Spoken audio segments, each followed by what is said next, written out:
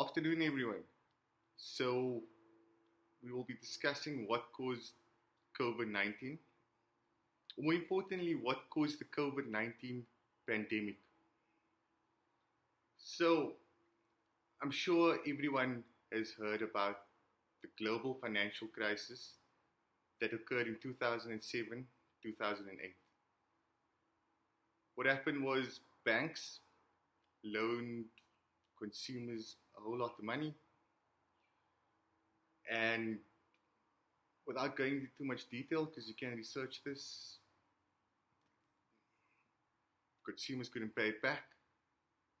Banks had a massive shortage of funds, and they were actually bailed out by the government, which is unheard of, that the government has to step in and actually give banks money for their own mistakes.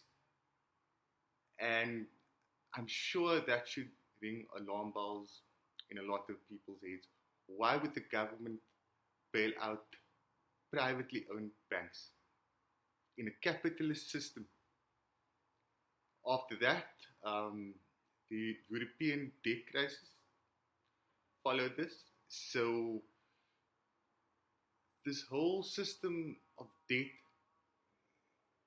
caused massive problems to our financial markets on a global scale. Now, 12 years later, the same thing happened, but now it's called the coronavirus recession.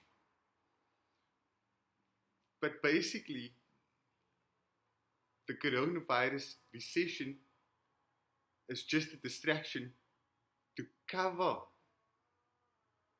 what has been happening in terms of the financial system, because once again, we are in a crisis. Why so many times in the last 12 years is the world in a crisis in the first place? Obviously, there's something wrong with the system. There's a serious issue with the financial system. How it works is there's a few people at the top, and they basically run the world. A few families run our entire world. We are all born into this financial system. We all have to survive through this financial system, but it is an unfair system. I would like everyone to go do some research into how the world works in terms of the financial systems which we are governed by. So, 2002, 2007, 2008, massive crisis, global financial crisis, followed by the European debt crisis. 12 years later, it's now called the coronavirus recession. Surely there's something wrong.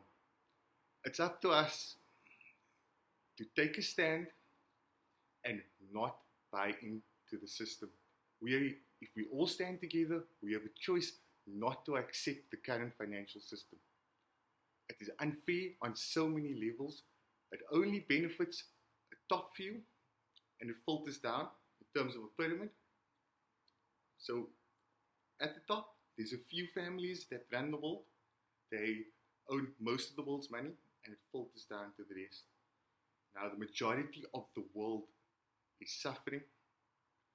Many human beings do not have food to eat. Many human beings are starving on a daily basis. Many human beings just about survive.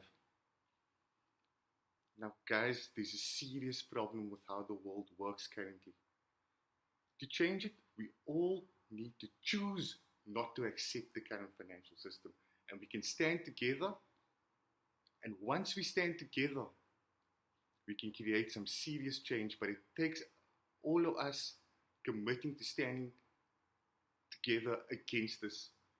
We cannot live by a system which only benefits a few families and a small percentage of the total amount of human beings in the world. Something needs to be done, and I think it's time something needs to be done. And the way to do this is for all of us to stand together as human beings. Care about one another. Stop only thinking about ourselves. We need to think of others And we need to change this financial system in terms of we do not have to accept it. We are born into it.